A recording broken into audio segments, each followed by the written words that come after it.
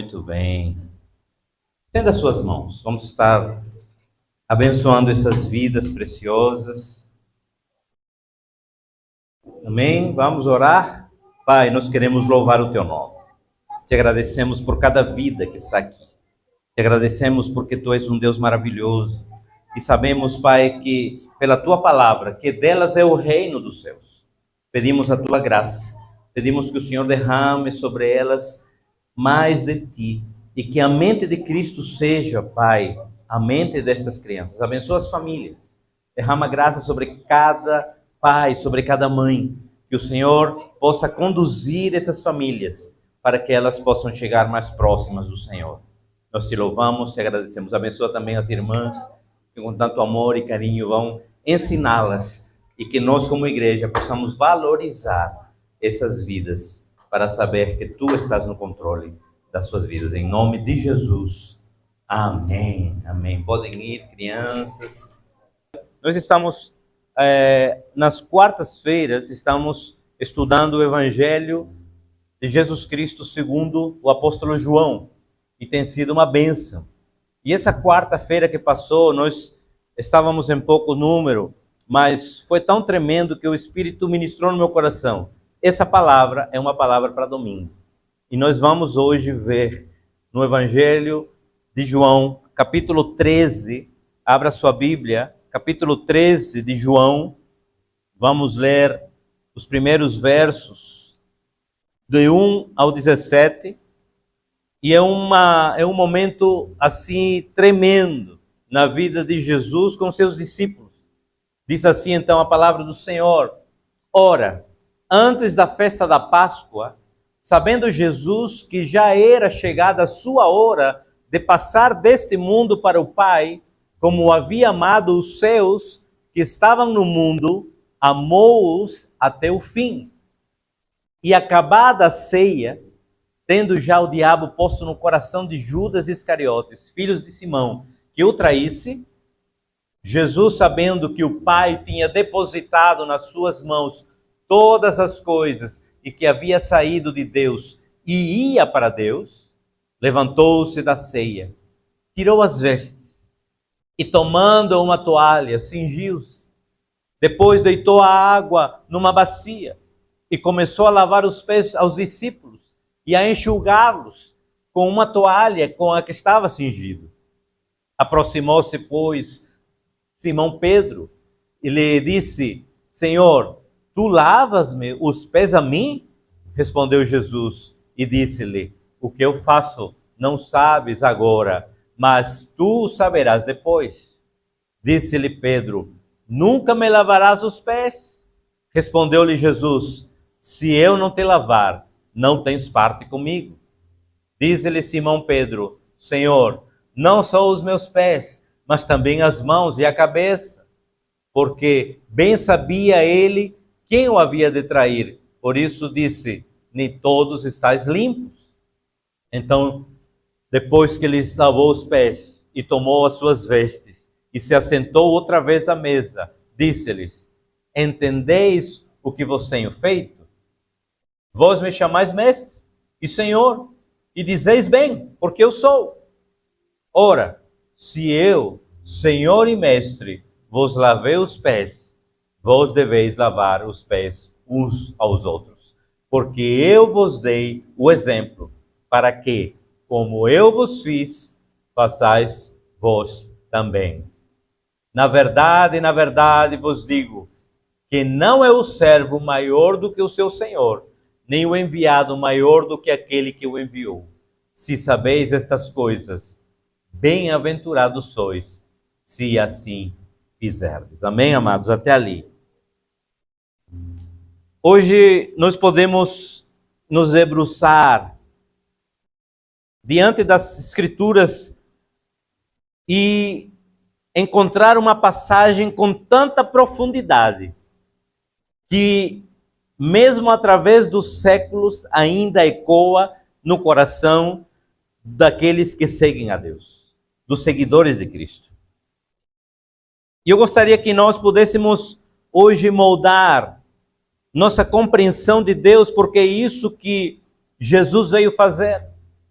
Jesus, quando veio a esta terra, ele como o próprio Deus, que se fez homem, que se fez carne, o verbo que habitou entre nós, ele veio para reaproximar a humanidade, porque a humanidade lá no Éden tinha se afastado de Deus com uma livre vontade, por uma livre vontade de desobedecer a Deus. E nós todos hoje pagamos esse preço desse afastamento que nós decidimos no Éden. E Jesus, no seu infinito amor, ele envia seu Filho para quê? Para reaproximar a humanidade. Outrora vieram profetas, mas hoje, como diz o autor dos Hebreus, ele nos fala por meio do seu Filho. Para que nós possamos adentrar um pouco no contexto em que passa-se essa história. Imaginem você, eu gosto de fazer isso porque quando eu leio a palavra, é como se eu visualizasse aquilo que está acontecendo. Não sei se acontece isso com você, mas eu gosto de fazer muito isso. Visualizo aquela cena. Imaginem que estamos em Jerusalém, horas antes da crucificação. O ar é tenso e denso. Há uma expectativa de uma festa que está para acontecer, a festa da Páscoa. Páscoa era uma festa que era celebrada ano após ano, que foi instituída, estabelecida no Êxodo, quando o povo ainda estava no Egito, escravo. Mas agora, Deus ele vai fazer com que cada ano o povo de Israel celebre a Páscoa. A Páscoa não era mais nada que uma celebração, onde era sacrificado um cordeiro, e esse cordeiro, que por família era sacrificado, era para a remissão dos pecados de cada família. Mas aqui, naquela noite, naquela ceia, estava a personificação do Cordeiro Pascal que tira o pecado do mundo. E de uma vez, definitivamente, ele iria entregar a sua vida. E não haveria mais necessidade das pessoas estarem sacrificando ano após ano. Agora não. Quando Jesus estava ali, ele estava dizendo, eles não imaginam isso, por isso que ele, no verso 1, diz assim, antes da festa da Páscoa, Jesus, sabendo que era chegada a sua hora de passar deste mundo para o Pai, tendo amado seus discípulos, tendo amado os seus que estavam no mundo, mas o amou até o fim. É interessante, porque o Rei do Universo, ele estava aqui se preparando para enfrentar a maior das batalhas que ele poderia ter enfrentado. Entregar a sua própria vida em favor de você, em favor de mim. Não com palavras. Eu sempre falo isso. Jesus jamais olhou para João e disse assim, Joãozinho, eu te amo. Pedro, eu te amo. Maria Madalena, eu te amo. Mas ele demonstrou com sua vida o amor. Por isso ele disse, eu amei os meus e amei até o fim. E esse amor que vai até o fim, eu acredito que sob a inspiração do Espírito Santo, o apóstolo João, ele inicia essa narrativa justamente trazendo essas informações. Ora, antes da festa da Páscoa, sabendo Jesus que era chegada a sua hora de passar deste mundo para o Pai, ele, como amou seus discípulos até aquele momento, mas não parou esse amor por aí. Esse amor é ágape, esse amor é incondicional, esse amor não tem fim, esse amor é infinito. E hoje ele ama cada um de nós incondicionalmente. E graças a Deus por isso. A expressão amou-os até o fim vem do grego eistelos, que carrega um duplo significado de imensa riqueza para nós. O primeiro significado é um amor que persevera cronologicamente até o último momento. Cronologicamente. Mas também significa um amor que atinge a sua expressão máxima, a sua plenitude, o mais alto grau, o nível mais alto possível. Esse amor de Deus, esse amor de Jesus por nós. No verso 2 diz assim, durante a ceia, e ele dá outra informação importante, tendo já o diabo posto no coração de Judas Iscariote, filho de Simão, que traísse Jesus, sabendo, verso 3, que o Pai tinha confiado tudo às suas mãos e que ele tinha vindo de Deus e voltava para Deus, veja o que ele faz, verso 4, ele levanta. Mas nós precisamos entender, amados, que ele se levanta da ceia e tira suas vestes reais. Não apenas as vestes físicas, mas ele está dizendo, eu quero me despojar da minha realeza para que vocês entendam o que está para acontecer aqui. E pegando uma toalha, cingiu-se com ela. Não sei se você entende, visualiza isso. O cingir é colocar na cintura. E coloca uma toalha na cintura e deixa uma parte aparente para que, veja o que diz em seguida.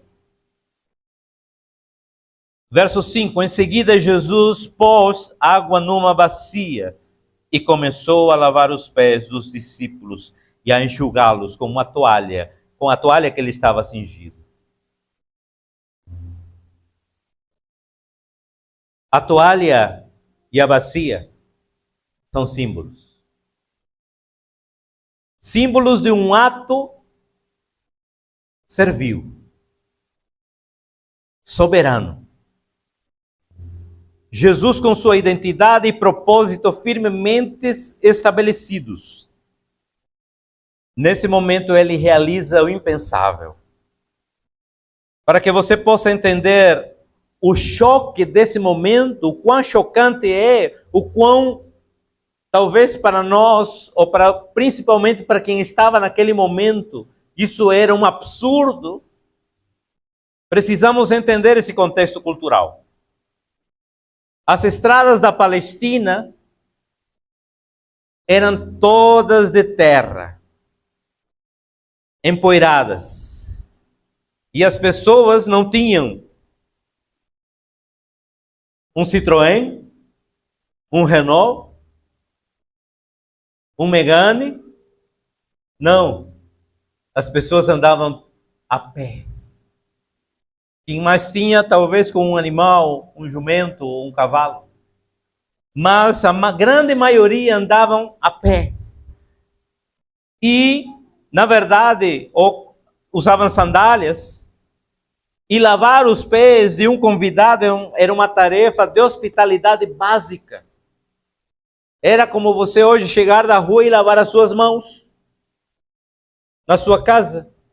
Então, o hospedeiro, o dono da casa, ele colocava um escravo que, por sinal, era o menor de todos, o mais desprezável de todos os servos, tinha essa tarefa de lavar os pés dos convidados da casa. E ele, por quê? Porque naquele momento as mesas não eram como as mesas que nós temos na nossa sala de jantar. As mesas eram muito, mas muito baixas, quase rentes ao chão. E as pessoas, elas não sentavam da maneira como a gente senta, que coloca os pés debaixo da mesa. Não, os pés naquele momento, quando as pessoas sentavam e ficavam ao lado da mesa. Por isso, esse servo, ele precisava limpar, para que as pessoas pudessem estar limpas na mesa. Nenhum mestre judeu jamais sonharia em realizar tal tarefa de um escravo gentil. Nenhum. Mas Jesus, ao tirar suas vestes exteriores, simbolicamente, ele está dizendo, eu estou aqui me despojando da minha glória, da minha realeza. E ao cingir-se com uma toalha, ele assume a forma de servo. Filipenses capítulo 2, verso 7. Todo o capítulo 2 de Filipenses nos dá o entendimento de como Jesus ele se despoja da sua glória.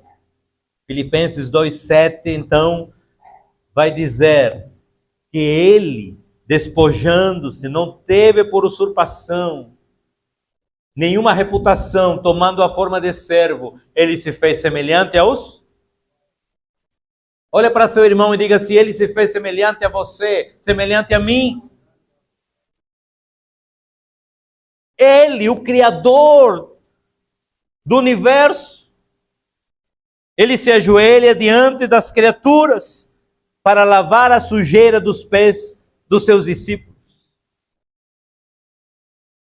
E em meio a toda essa comoção, porque eles não esperavam isso, sabe por que acontece isso?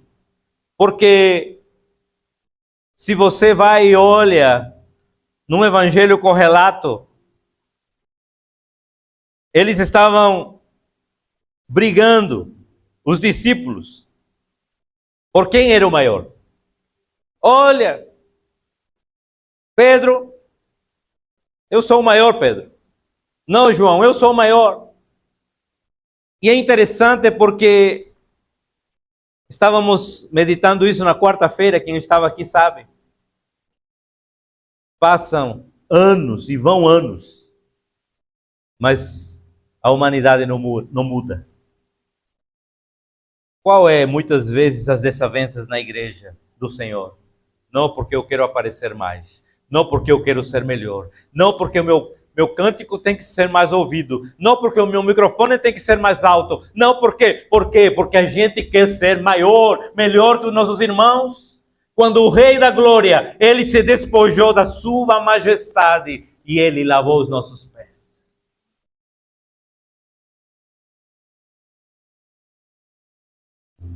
E vem aqui um diálogo que ainda choca muito mais.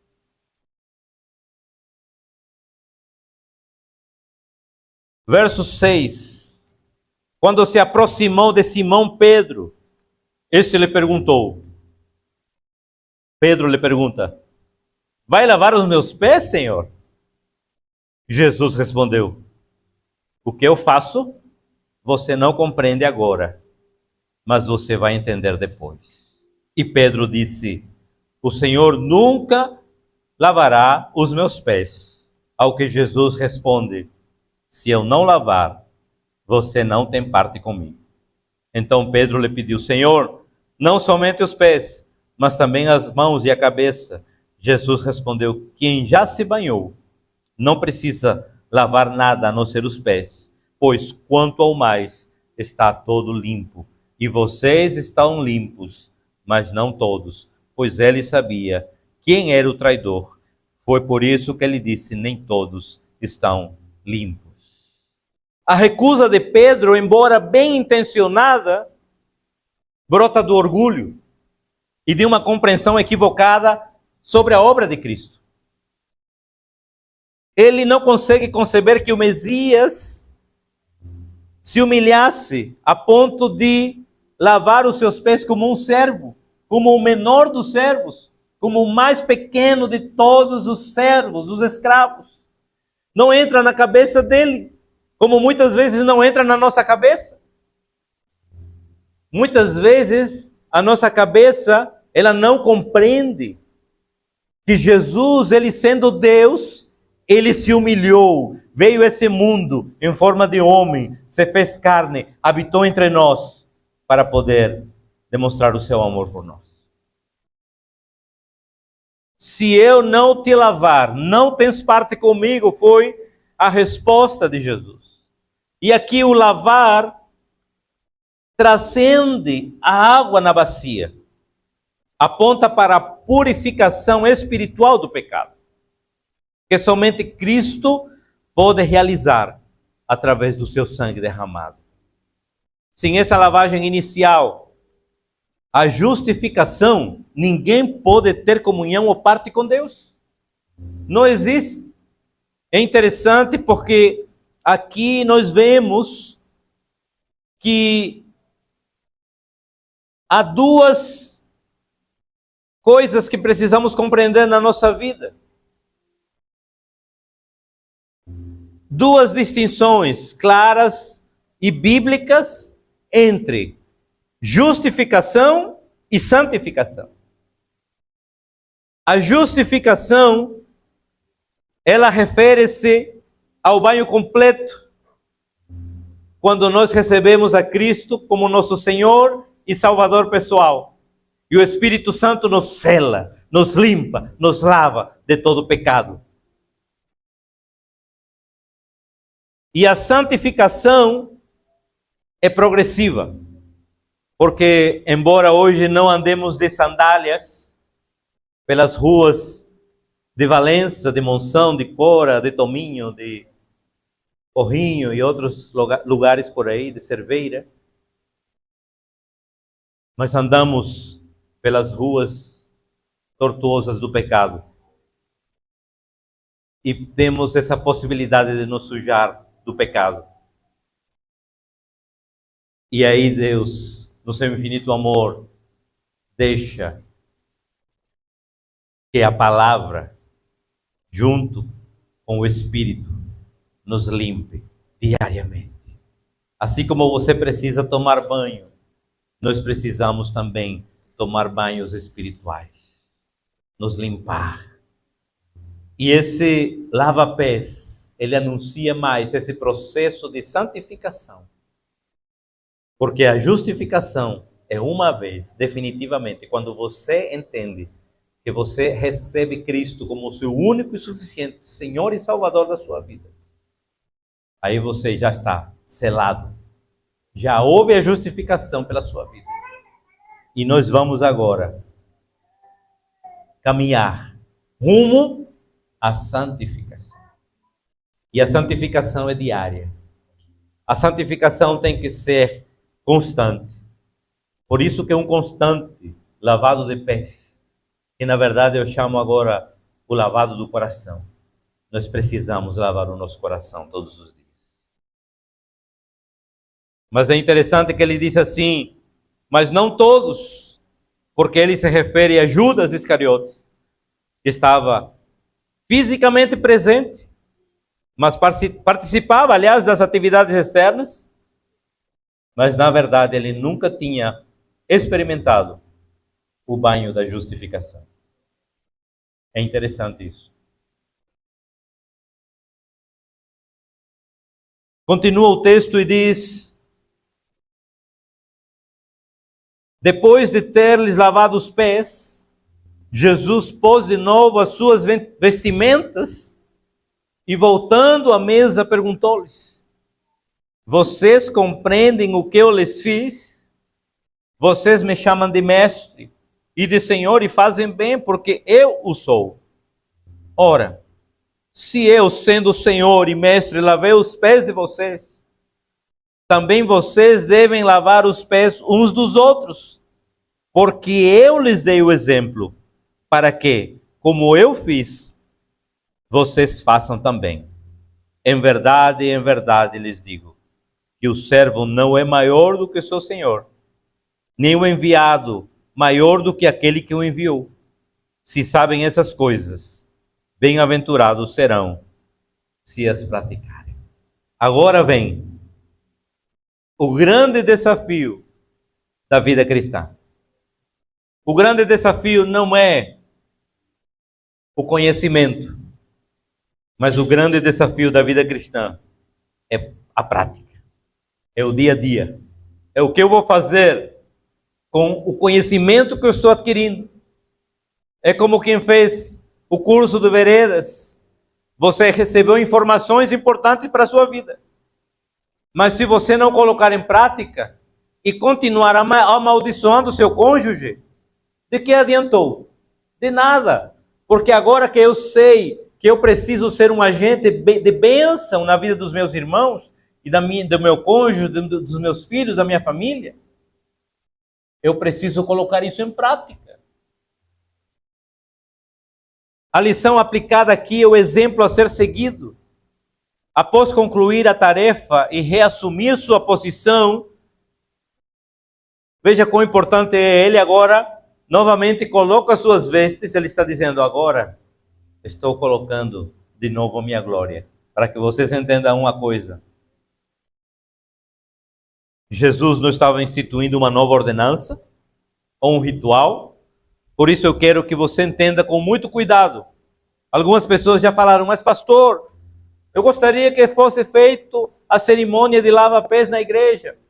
E eu digo uma coisa, você precisa entender o que esse ato significou.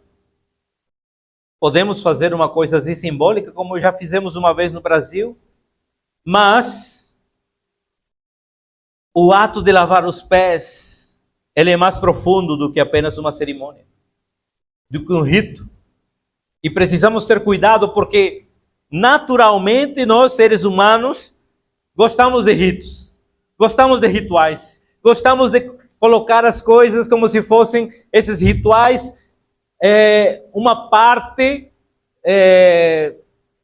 obrigatória para que as coisas aconteçam na nossa vida. Não! Jesus, ele veio para quebrar ritos, porque ele entregou sua vida definitivamente por nós na cruz do Calvário, e não há mais nada que você ou eu possamos fazer para adorá-lo, para engrandecê-lo, porque ele já é o Rei das nações, ele é o Rei da glória, ele é o Senhor dos exércitos, ele é o Deus Todo-Poderoso. Mas aquilo que você e eu podemos fazer é o quê? É entender que o que ele nos deixou, devemos praticar. Quer engrandecer o nome do Senhor? Pratique aquilo que ele deixou escrito. Obedeça os seus mandamentos.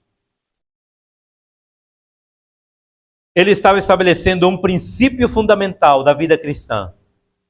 E o princípio é este: a humildade, ela deve se expressar no serviço mútuo para o nosso próximo. Se eu estou aqui, é para servir vocês. Se você está aqui, você precisa ser servos um dos outros. Ele reafirma sua autoridade e ele disse: eu sou o mestre, Senhor, para que ele possa dar peso ao exemplo que ele está dando. A lógica é irrefutável. Se aquele que é infinitamente superior, ele se despoja da sua glória para servir, por que eu, que sou expressamente inferior, não quero me despojar do meu orgulho para servir o meu irmão? Devemos servir uns aos outros. O lava-pés talvez não no rito, mas na prática é ajudar o meu irmão quando ele passa por alguma necessidade. É observar aquele que está precisando de uma palavra de exortação. É observar aquele que talvez precisa de um alimento e eu ajudo. É talvez dar um abraço àquele que está precisando uma hora tão difícil da sua vida. Às vezes queremos suprir tantas coisas com ritos e esquecemos que ritos, eles não falam mais do que exemplos. Exemplos, eles precisam, sim, falar alto. Já dizia alguém, não me lembro agora o autor, mas disse assim: olha, se possível, você pregue falando, mas principalmente com a sua vida, com o seu exemplo. Porque as palavras podem até tocar, mas o exemplo, ele arrasta. Ele arrasta. A verdadeira bênção, então, amados, não está em acumular conhecimento teológico. Ah, porque olha, já li a Bíblia 50 vezes. Sou um teólogo. De que adianta você ter conhecimento teológico, mas não ter amor? De que adianta você conhecer a palavra ou a Bíblia de cabo a rabo, mas você não colocar ela em prática?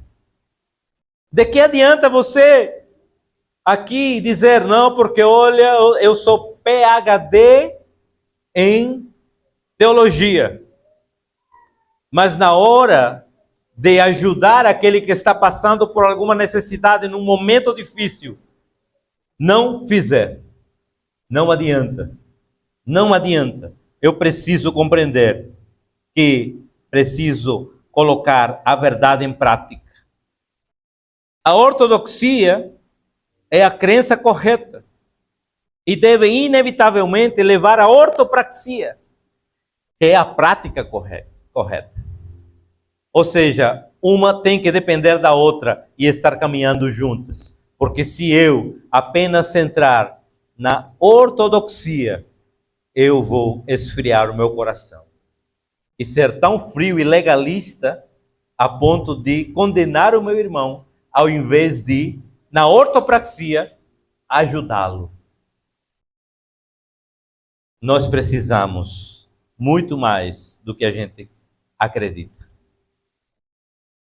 Para concluir, algumas lições práticas ou aplicações práticas e lições espirituais para a nossa vida. Esse ensino que nós acabamos de ver nos deixa lições profundas e desafiadoras. A primeira lição é que a liderança cristã, ela é servil. A liderança cristã, ela precisa ser servil.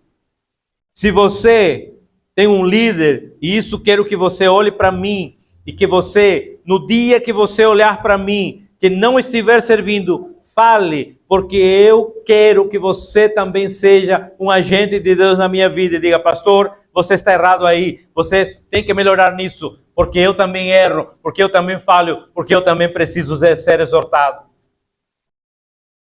Mas aquele líder que diz que nunca erra, que só a palavra dele é a que vale, tenha cuidado. Porque não é assim, ninguém é dono da verdade, o único dono da verdade chama-se Jesus Cristo. Porque Ele é o caminho, a verdade e a vida. O modelo de liderança do reino é completamente inverso ao modelo de liderança do mundo. No mundo, o líder precisa ser servido. No reino, o líder, ele se abaixa para servir. No reino, o líder se diminui para deixar o outro crescer. No reino, você precisa diminuir. Lá no mundo, não, o mundo prega, não, você é líder, você tem que ser o melhor, a sua performance tem que ser melhor, você tem que ser o cara, esse cara sou eu. Não, só se for cara de pau, mas você é servo. Você precisa servir uns aos outros em amor. Segunda lição. A humildade flui da segurança. A verdadeira humildade não é pensar menos de si. Falávamos na quarta-feira que há dois complexos que nos atrapalham. Um que é o complexo da inferioridade e outro da superioridade. Quando eu acho que sou o cara, conheço demais. Ah, coitado. Você não sabe nada. Você não entendeu o que o reino ele tem para dizer. Mas também, por outro lado, quando eu acho que sou de menos, eu também não entendi a identidade que Cristo conquistou na cruz para a minha vida. E você precisa compreender que você não é nem de mais, nem de menos. Você é de Cristo. Quando nossa identidade está segura em Cristo, nós somos libertos da necessidade de nos autopromover, mas também de ser aqueles coitadinhos que andam com comiseração. Nenhuma coisa nem a outra. Você está em Cristo. Você é nova criatura. Você agora entende a sua posição no reino. Terceiro, para não correr o risco de achar que o lava-pés é uma cerimônia. Sabe como você lava os pés de maneira espiritual sem necessidade de uma bacia e uma toalha física? Quando você perdoa as ofensas do seu irmão. Quando você ama servir em tarefas que são mais simples e não aquelas que são glamourosas. Um exemplo. Quando você limpa os banheiros e a igreja e está feliz porque você está servindo. Mas não porque é melhor servir aqui no púlpito, porque ser visto é melhor. Servindo aqui e servindo lá, tudo deve ser para a glória de Deus.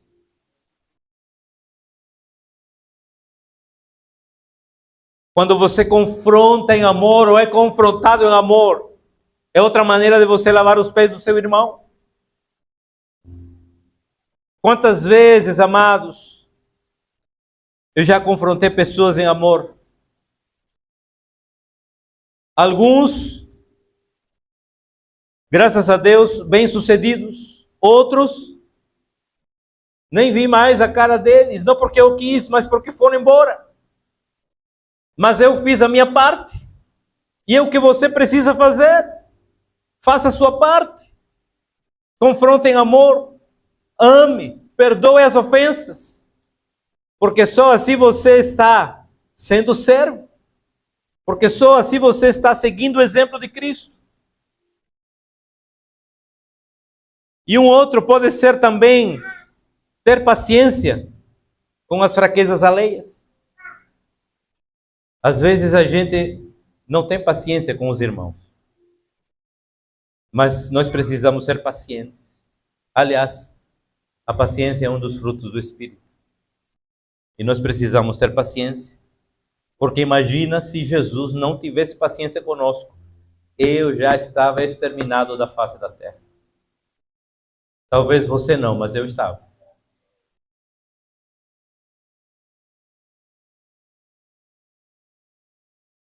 Quarta lição. A necessidade contínua de purificação. Nós devemos valorizar tanto a segurança da nossa justificação em Cristo, quanto a necessidade de sermos santificados diariamente. Todos os dias precisamos de santificação. Senhor, me ajuda, me purifica, me limpa, me lava. Quero ser mais santo, quero ser melhor, quero estar mais perto de Ti.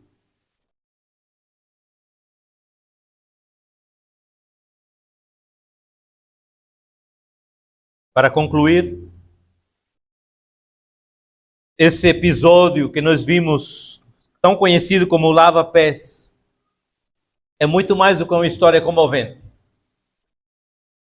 Por sermos seres emocionais, a gente, ao enxergar essa prática ou esse rito, a gente já quer transportá-lo para nosso meio e fazer a mesma coisa. Mas, sabe o que é o lava-pés na realidade? É o Evangelho colocado em ação. É o Evangelho colocado em ação.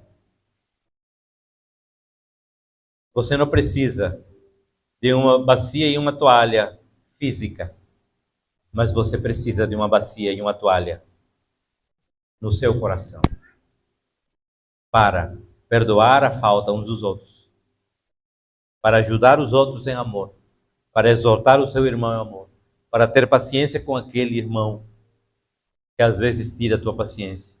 E olha que tem um bocado.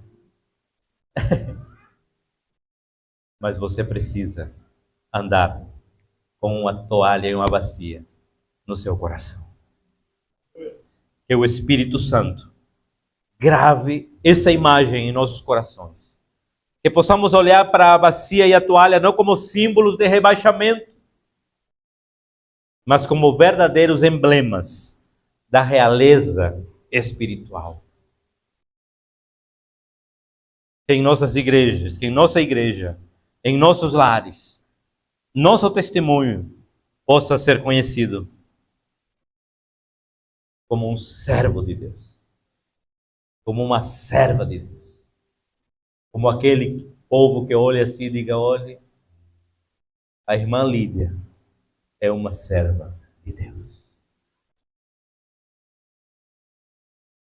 Como é bom que as pessoas olhem para nós e digam assim, essa pessoa é serva, é servo. E como é ruim que as pessoas digam, esse homem, essa mulher só quer ser, só se acha. Somos servos uns dos outros. E precisamos entender que apesar das nossas falhas, apesar das nossas dificuldades, Ele nos chamou com um propósito. Porque eu creio que esta manhã o Senhor quer falar mais ainda aos nossos corações de forma prática. E peça ao Espírito que lhe dê oportunidades para colocar em prática aquilo que você está aprendendo hoje.